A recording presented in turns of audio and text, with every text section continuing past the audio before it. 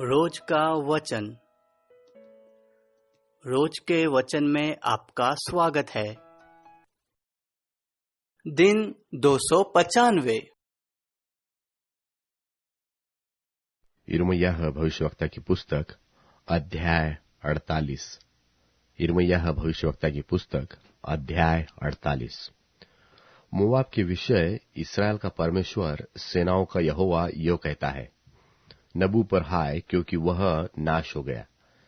Kiriathaim की आशा टूट गई, वह ले लिया गया है। ऊंच गढ़ निराश और विस्मित हो गया है। मोआब की प्रशंसा जाती रही, हेशबोन में उसकी हानि की कल्पना की गई है। आओ, हम उसको ऐसा नाश करें कि वह राज्य न रह जाए। हे मदमेन, तू भी सुनसान हो जा, तलवार तेरे पीछे पड़ेगी। होरोनैम में चिल्लाहट का शब्द सुनो, नाश और बड़े दुख का शब्द सुनाई देता है। मोआब का सत्यानाश हो रहा है, उसके नन्हे बच्चों की चिल्लाहट सुन पड़ी, क्योंकि लोहित की चढ़ाई में लोग लगातार रोते हुए चढ़ेंगे और होरोनैम की उतार में नाश की चिल्लाहट का संकट हुआ है। भागो, अपना अपना प्राण बचाओ, उस अधमुए पेड़ के समान हो जाओ जो जंगल में होता है, क्योंकि तू जो अपने कामों और संपत्ति पर भरोसा रखता है, इस कारण तू भी पकड़ा जाएगा। और कमोश देवता भी अपने याजकों और हाकिमों समेत बंधुआई में जाएगा। यहोवा के वचन के अनुसार नाश करने वाले तुम्हारे हर एक नगर पर चढ़ाई करेंगे और कोई नगर न बचेगा। नीचान वाले और पहाड़ पर की चौरस भूमि वाले दोनों नाश किए जाएंगे। मोआब के पंख लगा दो, ताकि वह उड़कर दूर हो जाए, क्योंकि उसके नगर ऐसे उजाड़ हो जाएंगे कि उनमें कोई भी न बसने पाएगा।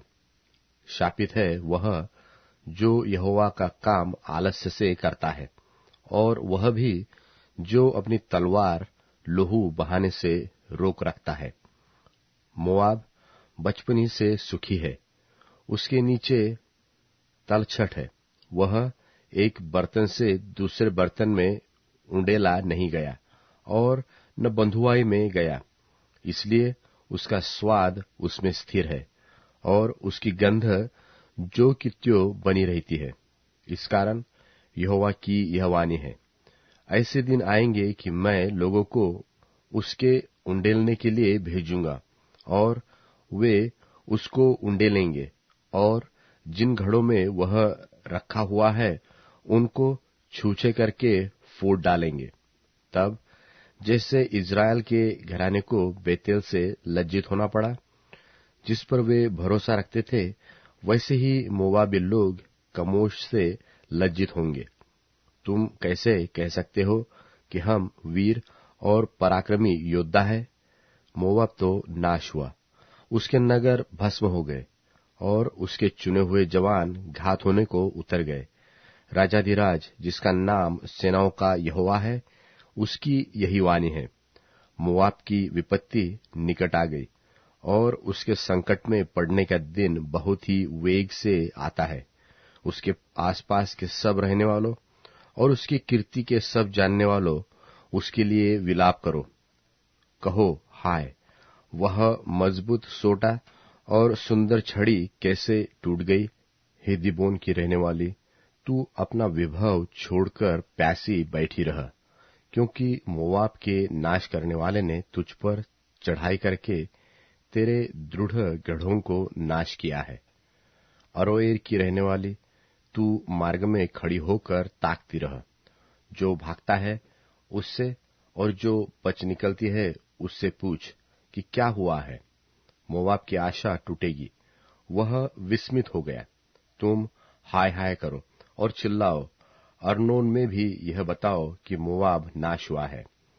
चौरस भूमि के देश में होलोन, यहसा, मेपात, दिबोन, नबो, बेत दिबलातैम और किर्यातैम, बेत मकालूम, बेतमोन और किरियोत, बोस्त्रा और क्या दूर क्या निकट मोआब देश के सारे नगरों में दंड की आज्ञा पूरी हुई है। यहोवा की यह वाणी है, मोआब का सिंग कट गया और भुजा टूट गई है। उसको मतवाला करो, क्योंकि उसने यहोवा के विरुद्ध बढ़ाई मारी है। इसलिए मोआब अपनी छांट में लौटेगा और ठट्टों में उड़ाया जाएगा। क्या तूने भी इसराइल को ठट्टों में नहीं उड़ाया? क्या वह चोरों के बीच पकड़ा गया था कि जब तू उसकी चर्चा करता तब तू सिर हिलाता था? हे मोआब के रहने वालों, अपने अपने नगर को छोड़कर ढांग की दरार में बसो। उस पंडुकी के समान हो जो गुफा के मुंह की एक ओर घोंसला बनाती हो। हमने मोआब के गर्व के विषय में सुना है कि वह अत्यंत अभिमानी है।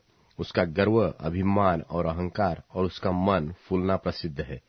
यहोवा की यह वाणी है, मैं उसके रोब उसको भी जानता हूं कि वह व्यर्थ ही है। उसके बड़े बोल से कुछ बन न पड़ा। इस कारण मैं मोआबियों के लिए हाय हाय करूंगा। हाँ, मैं सारे मोआबियों के लिए चिल्लाऊंगा। किर्हेरेस के लोगों के लिए विलाप किया जाएगा। हे सिब्मा की दाखलता, मैं तुम्हारे लिए याजेर से भी अधिक विलाप करूंगा। तेरी डालियां तो ताल के पार बढ़ गई, वरन याजेर के तार तक भी पहुंचती। पर नाश करने वाला तेरे धूपकाल के फलों पर और तोड़ी हुई दाखों पर भी टूट पड़ा है। फल वाली बारियों से और मोआब के देश से आनंद और मगन होना उठ गया है। मैंने ऐसा किया कि दाख रस के कुंडों में कुछ दाख मधु न रहा। लोग फिर ललकारते हुए दाख न रौंदते। जो ललकार होने वाली है वह अब नहीं होगी। हेशबोन की चिल्लाहट सुनकर लोग एलाले और यहस तक और सोआर से होरोनैम और एग्लत शलीशिया तक भी चिल्लाते हुए भागे चले गए हैं, क्योंकि निम्रिम का जल भी सूख गया है। और यहोवा की यह वाणी है कि मैं ऊंचे स्थान पर चढ़ावा चढ़ाना और देवताओं के लिए धूप जलाना दोनों को मोआब में बंद कर दूंगा। इस कारण मेरा मन मोआब और किर्हेरेस के लोगों के लिए बांसुली सा रो रो कर आलापता है, क्योंकि जो कुछ उन्होंने कमाकर बचाया है वह नाश हो गया है। क्योंकि सबके सिर मुंडे गए और सबकी दाढ़ियां नोची गई, सबके हाथ चिरे हुए और सबकी कमरों में टाट बंधा हुआ है।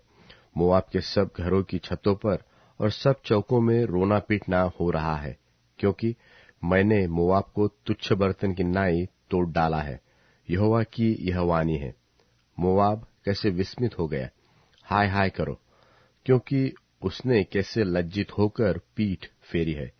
इस प्रकार मोआब के चारों ओर के सब रहने वाले उसका ठट्ठा करेंगे और विस्मित हो जाएंगे, क्योंकि यहोवा यो कहता है, देखो, वह उकाब सा उड़ेगा और मोआब के ऊपर अपने पंख फैलाएगा। करियोत ले लिया गया और गढ़वाले नगर दूसरों के वश में पड़ गए। उस दिन मोआबी वीरों के मन जच्चा स्त्री के से हो जाएंगे और मोआब ऐसा तितर बितर हो जाएगा कि उसका दल टूट जाएगा, क्योंकि उसने यहोवा के विरुद्ध बढ़ाई मारी है। यहोवा की यह वाणी है कि हे मोआब के रहने वाले, तेरे लिए भय और गड्ढा और फंदे ठहर गए हैं। जो कोई भय से आगे वह गड्ढे से में गिरने और जो कोई गड्ढे में से निकले वह फंदे में फंसेगा, क्योंकि मैं मोआब के दंड का दिन उस पर ले आऊंगा। यहोवा की यही वाणी है। जो भागे हुए हैं वह हेशबोन में शरण लेकर खड़े हो गए, परंतु हेशबोन से आग और सिहोन के बीच से लौ निकली, जिससे मोआब देश के कोने और बलवइयों के चोंडे भस्म हो गए हैं।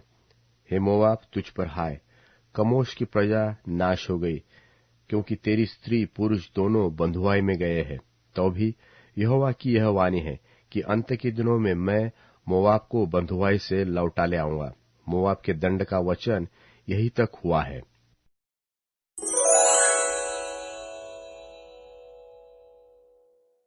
यिर्मयाह भविष्यवक्ता की पुस्तक अध्याय 49। यिर्मयाह भविष्यवक्ता की पुस्तक अध्याय 49। अम्मोनियों के विषय यहोवा यो कहता है, क्या इस्राएल के पुत्र नहीं है? क्या उनका कोई वारिस नहीं रहा? फिर मलकाम क्यों गाद के देश का अधिकारी हुआ और उसकी प्रजा क्यों उसके नगरों में बसने पाई है? यहोवा की यह वाणी है, ऐसे दिन आने वाले हैं कि मैं अम्मोनियों के रब्बा नाम नगर के विरुद्ध युद्ध की ललकार सुनाऊंगा और वह उजड़कर खंडहर हो जाएगा और उसकी बस्तियां फूंक दी जाएंगी। तब जिन लोगों ने इस्राएलियों के देश को अपना लिया है, उनके देश को इस्राएली अपना लेंगे। यहोवा का यही वचन है। हे हेशबोन, हाय हाय कर, क्योंकि ये नगर नाश हो रहा है। हे रब्बा की बेटियों, चिल्लाओ और कमर में टाट बांधो, छाती पीटती हुई बाड़ों में इधर उधर दौड़ो, क्योंकि मलकाम अपने याजकों और हाकिमों समेत बंधुआई में जाएगा। हे भटकने वाली बेटी, तू अपने देश की तराइयों पर, विशेष करके अपने बहुत ही उपजाऊ तराई पर क्यों फूलती है?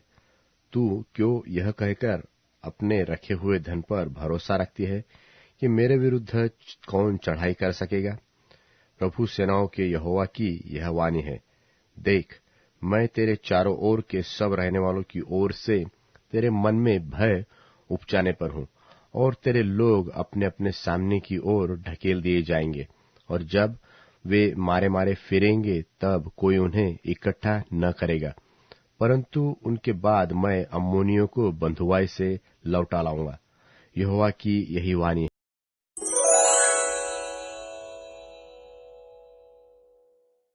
दूसरा तिमोथियुस अध्याय 1। पौलुस की ओर से उस जीवन की प्रतिज्ञा के अनुसार जो यीशु मसीह में है, परमेश्वर की इच्छा से यीशु का प्रेरित है।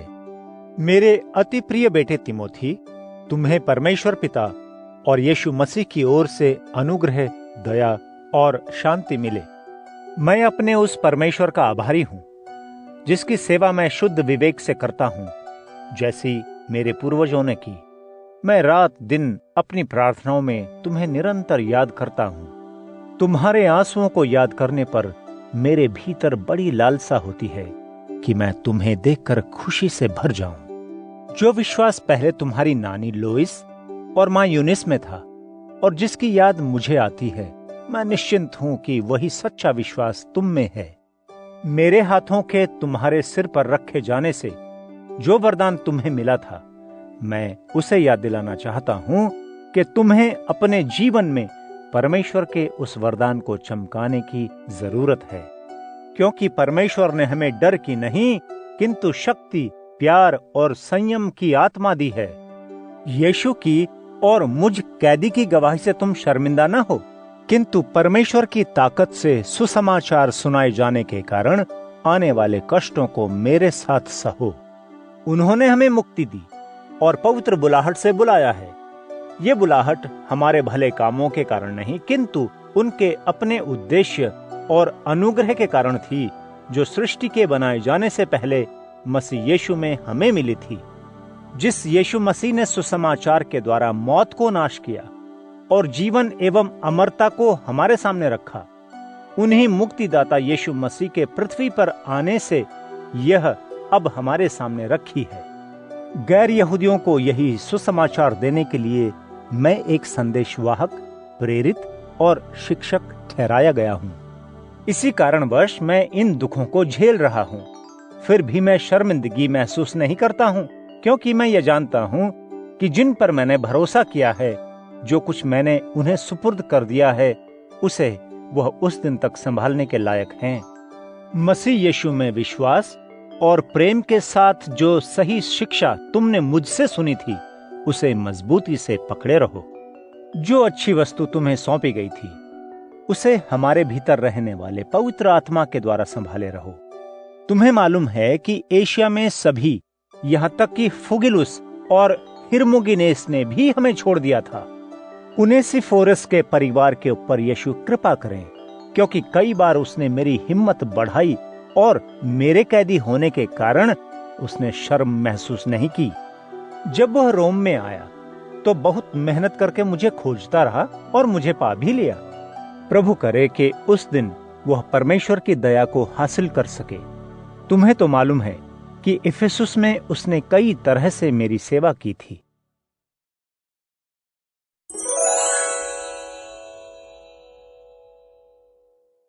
मेरा प्राण तेरे उद्धार को प्राप्त करने के लिए व्याकुल है। मैं तेरे वचन की आशा करता हूँ। मेरी आंखें तेरी प्रतिज्ञा पूर्ति के लिए बेचैन हैं। मैं यह पूछता हूँ, तू कब मुझे सांत्वना देगा?